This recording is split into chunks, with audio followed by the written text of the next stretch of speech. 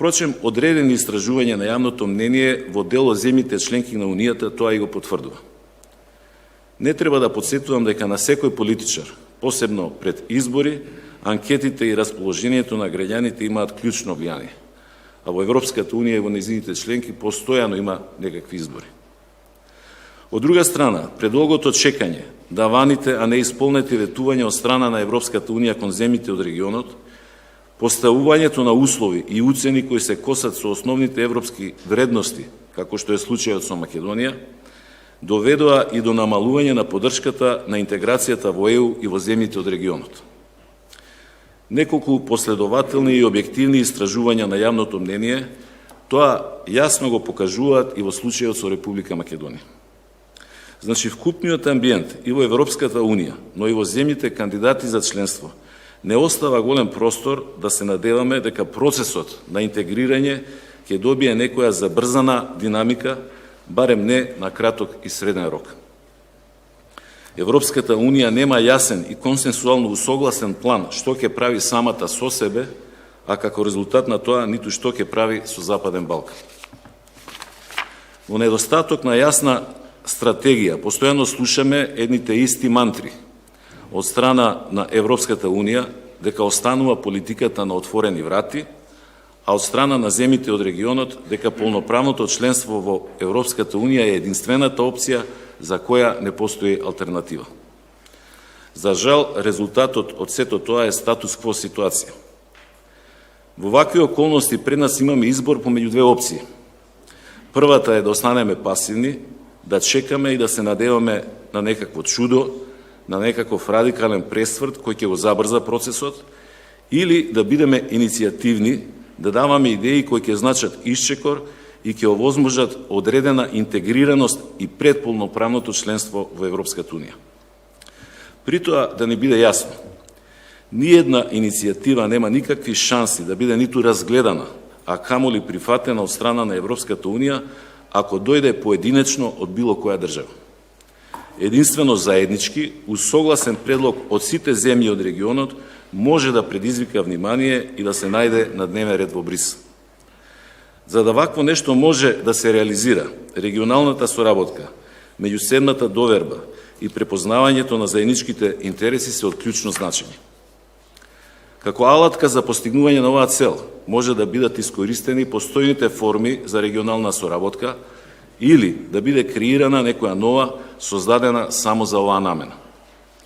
Во насловот за денешнава дебата фигурираат Берлинскиот процес и Отворениот Балкан како две формализирани иницијативи за регионална соработка. Дозволете мало фактографско подсетување. Во 2014 година две влијателни држави, членки на Европската Унија, Германија и Велика Британија, покренаа заедничка иницијатива која требаше да го промени пристапот кон интегративниот процес на земјите од регионот. Берлинскиот процес беше иницииран во периодот кога скептицизмот кон проширувањето во рамки на Европската Унија достигна своја кулминација. Целта беше да се ревитализираат мултилатералните врски меѓу земјите од Западен Балкан и Европската Унија и да се подобри регионалната соработка во областа на инфраструктурата и економскиот развој. Берлинскиот процес во изминатиот период се одвиваше со променлива динамика. Имаше периоди со забележителни активности и резултати, но и периоди на целосна пасивност. По излегувањето на Велика Британија од Европската Унија, главен двигател на процесот е Германија и според некои показатели, воглавно се промовираат проекти кои се без сомнение корисни за регионот, но во исто време се пред се и од интерес на Берлин. Отворен Балкан е автохтона регионална иницијатива создадена од Србија, Албанија и Македонија. Според мене главниот квалитет на оваа иницијатива е што не е наметната однадвор, туку е резултат на сопствената свест за потреба од регионална соработка на сите полиња. Ке се согласите нешто што во претходните години па и децении беше незамисливо. Главниот хендикеп на оваа иницијатива е што засега, од разни причини, во неа не се вклучени Црна Гора, Босна и Херцеговина и Косово. Имајќи во предвид јасната поддршка на Соединетите американски држави, но и на Европската Унија, за иницијативата Отворен Балкан, не се сомневам дека овој хендикеп релативно брзо ќе биде надминат. Според мене, Берлинскиот процес и Отворениот Балкан не се неспојиви иницијативи, бидејќи споделуваат исти вредности и водат кон заедничка крајна цел – полноправно членство во Европската Унија. А сега, дозволете да се навратам на темата која пред малку ја најавив. Дали е можно ние, земјите од Западен Балкан, преку Берлинскиот процес, Отворениот Балкан или некоја друга форма на регионална соработка и комуникација, да дефинираме и усогласиме една заедничка иницијатива и со неја да настапиме пред Европската Унија, со која ќе се даде нов квалитет и нова динамика на интеграцијата и со која ќе се направи еден покрупен исчекор од оваа статус-кво ситуација. Со други зборови, ние, земјите кандидатки за членство, да и помогнеме на Европската Унија да дефинира една појасна стратегија кон регионот на Западен Балкан и процесот на неговото интегрирање. Почитувани дами и господа, би сакал да ја искористам оваа прилика пред вас, но и пред македонската јавност, да промовирам една идеја за една таква иницијатива, која по моје мислење заслужува внимание. Што е тоа што во оваа фаза за нас, земјите од Западен Балкан, е најбитно, а во исто време не задира во и онака компликуваното одлучување во рамките на Европската Унија.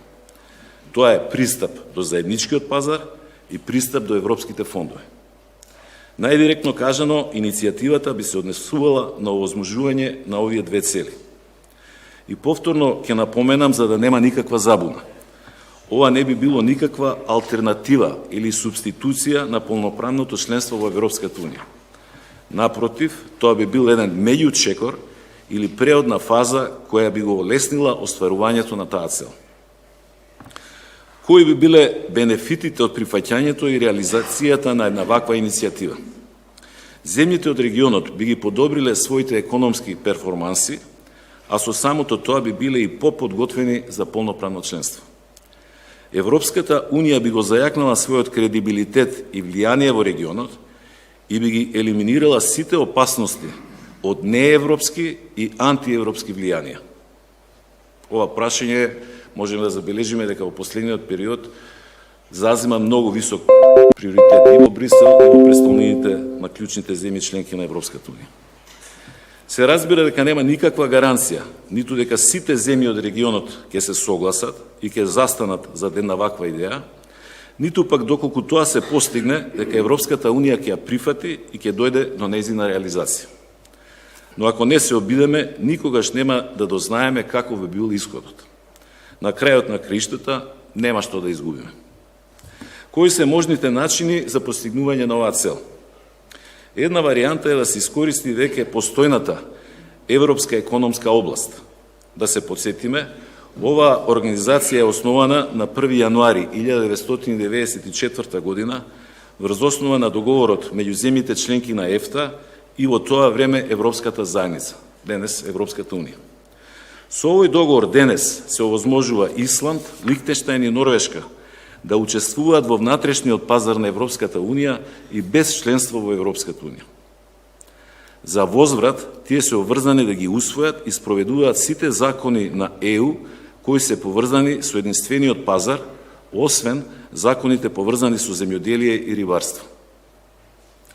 Дека членството во Европската економска област не е никаква кочница за полноправно членство во Европската Унија, говори примерот на Австрија, Финска и Шведска, кои во 1995 како поранешни членки на ЕФТА станаа полноправни членки на Европската Унија. На оваа тема имам разговарано со амбасадорот Јолевски, тој има подготвено и една подетална анализа и нешто подоцна ќе го замолам да ни ја презентира. Втора можна варијанта со која би се избегнале сложените процедури за прием на нови членки во Европската економска област, а истовремено би се овозможил и пристап до европските фондови, е доколку Европската Унија потпише нов посебен договор со сите земји од Западен Балкан истовремено, со кој би се овозможило учество на заедничкиот европски пазар и можност за користење на европските фондови.